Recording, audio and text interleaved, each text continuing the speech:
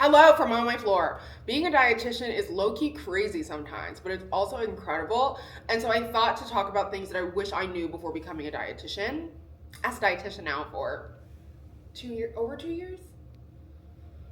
June 2023. Okay, quick little actual intro. Yes, I'm Shyla. I'm a registered dietitian. I post a lot of short form content. I've done so for the last couple of years, but I'm always trying to dabble in YouTube. On my other platforms, I have a large student audience, and I really feel like I wish that there were more resources for students out there, just from like real, authentic experiences from dietitians willing to just talk about their experience and give perspective. So I'm hoping that this video does help. And yeah, we're gonna get into the things I wish I knew before I entered this field. A little backstory, I started college as an international relations major. I then switched to environmental science. I then switched to dance, and then I stumbled on dietetics because I was vegan at the time, long story, and I was really passionate about nutrition. I was like, oh, this is a nutrition major, let's do it. But I had no idea about the trajectory to become a dietitian. It is a journey that I had to learn when I was in school. I had to go with it, and then I figured myself out and I got to learn what dietitians actually do. Yeah, but I wouldn't have it any other way. Now I'm super happy with my field. I'm super happy with what I'm doing in it. And every day I'm thinking about how I can make a greater impact. And this ties into kind of the first thing that I didn't know, but also I wouldn't have known until I got into the field. Basically, in school, you go through all the science things. Like, your trajectory is basically the same, almost, give or take, maybe a couple classes, as a pre-med student. So you're doing all the biochemistry, you're doing all the organic chemistry, you're doing all of the biology and I mean everything, and then all of your nutrition science classes on top of that. And you work in a field. Me personally, I work outpatient now. Kind of have to find your way with your patient population, with how you are as a practitioner, to kind of feel like you have respect in that way. Like, I feel like dietitians in general spend a lot of time trying to gain respect, whether it's from peers, whether it's from patients themselves. Like, a lot of patients will just come to you just like, hey, make me a meal plan really quick. Like, I don't really want to do any work, but I also want to lose 20 pounds. And then it kind of makes you feel like a bad practitioner because you're like, well, I can't really like make you lose 20 pounds, right? Like, I can give you the tools, but it's up to you to use it. And like, if you are in dietitian Facebook groups and stuff, like, it will be a frequent topic of discussion. Like, guys, like, I feel like not respected. You know, people are like, oh, nutrition, whatever, like, it can't be that hard. But they don't really know everything that dietitians do. That is an uphill battle as a collective, I think we experience, that I didn't really know before I became one. Two, something else. In school, you learn all of this heavy science stuff, and it kind of makes you feel like, oh crap, like, do I need to remember all of these cycles and all of these organic chemistry shapes that I'm making and reactions that I am creating? But then you get to working with people. If you work with people as a dietitian, you don't have to. A lot of it is behavioral. A lot of it is psychological. A lot of it is helping people to feel internally motivated to do the things that they want to do for their health. It's not really like explaining all these scientific mechanisms and scientific things to most patients you have that maybe come to you, for example, for weight loss or hormonal health or something like that. Like, a lot of it is like, okay, how do we get you to instill basic habits? It's really been a learning curve as I have started to work with patients for now most of my career. I've definitely had to take some continuing education credits, not on the nutrition science learning side of things, but on the how do I help patients actually like receive what I am telling them. And it's surprisingly harder than I could have ever imagined. Like, genuinely, I think that's probably the hardest part of my career right now. But I feel like I'm getting better every day. Segueing me into my third point. I did not know that dietitians could do so many things. Okay, chances are when you're graduating from your program director of your internship, or maybe like your university, is gonna say, you should do clinical, you should work in a hospital, because that's how you're gonna get the best experience, that's how you're gonna build your resume.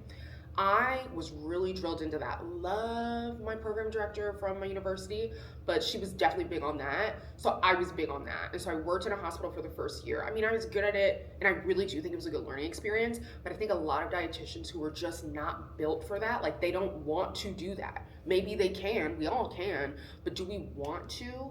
Because it's a whole nother video topic, but it's not the most fulfilling job often. You don't have to do that. Like, you're not married to working in a hospital. You could do so much stuff. You could be a dietitian for a baseball team, for an NBL team. Is it the NBL? I have to look that up. For the MLB. For the MLB, you can be a dietitian for the MLB. You can be a dietitian for the NFL. You can get a government job and do like research. You can be a program director at a university. You can do patient care in an outpatient setting, similarly to what I do. You can do social media, which I also do. You can do corporate wellness. You could do marketing. I have many peers that graduated with me or before me that literally don't even really like do direct patient care at all and never have their whole career, but they do marketing for like food companies. And I think that's incredible too. You could do food science, you could do research and development. It's incredible the vast range of jobs that we can have as dietitians. And I like to scream this from the rooftop because you really can feel boxed in, and it can feel very hard and daunting to want to like climb up in your career. Job opportunities aren't the best, starting pay often isn't the best, and the most available jobs tend to be the ones in the hospital that don't pay the best. So a lot of dietitians, right out the door, like I did, I'm gonna take my first hospital job. They said I should do it anyway, and the job is here, so I'm gonna do it. But there's so many other little small opportunities that if at any point in your career you have interest in and you wanna grow in that area and you have the opportunity to take it, I will always, always say to take it. It is incredible. I couldn't even fathom, not even a year ago, and that's when I sort of started doing all right in content. Like, I did not picture I would be where I am today at all, and you couldn't tell me over 2 years ago, June 2023, that I would be where I am today. Like, actually, I would have laughed in your face. Like, it's crazy. I love it. 4, if you work with patients, something that I did not realize, but I should have realized, is that you're going to spend a lot of time unteaching people things.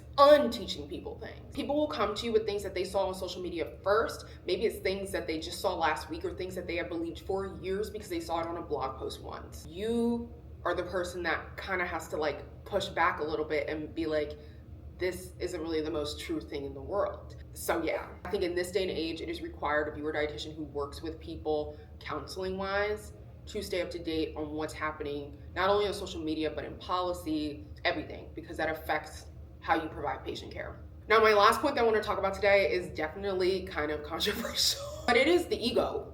There's a lot of ego in this field, I have had personal experiences in my dietetic internship program that I wish I didn't have.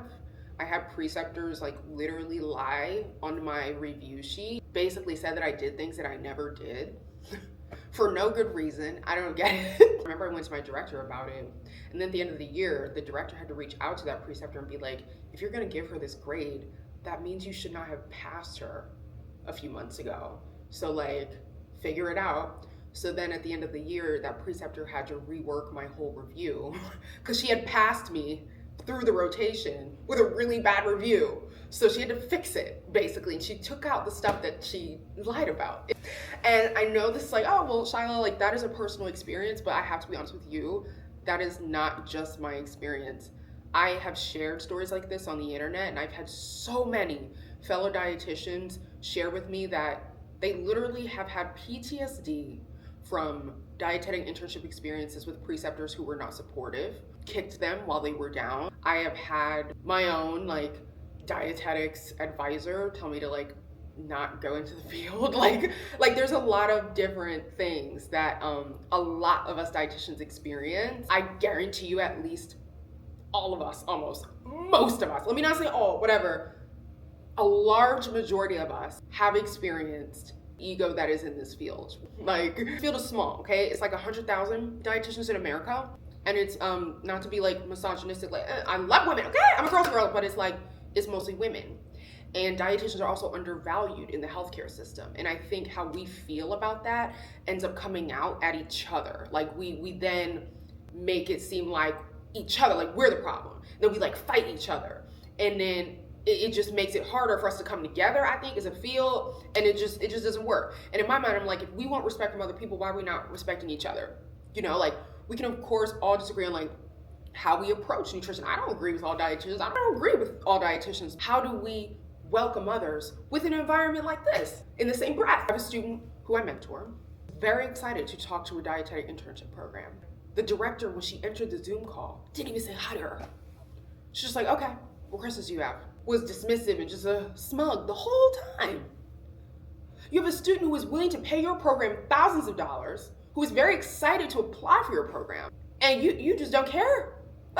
Like, and I know there's a lot of other similarities across healthcare professionals. Anyway, I know this video maybe was a little bit all over the place, but I vowed to myself I was just gonna film this in the morning before I start my workday and not think about it too much. I'm gonna edit it and post it. I'm going to post this. I am.